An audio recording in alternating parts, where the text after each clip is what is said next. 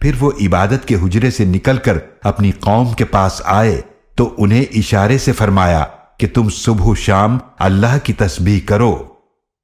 یا یحییٰ خذ الکتاب بقوة وآتیناہ الحکم صبیا، اے یحییٰ کتاب تورات کو مضبوطی سے تھام لو، اور ہم نے انہیں بچپن ہی میں حکمت و نبوت عطا فرمائی۔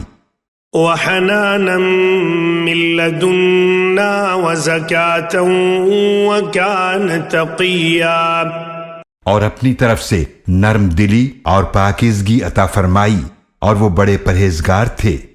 وبرا بوالدیہ ولم یکن جبارا عصیا، اور اپنے والدین سے نیک سلوک کرنے والے تھے، اور وہ سرکش و نافرمان نہ تھے۔ وسلام علیہ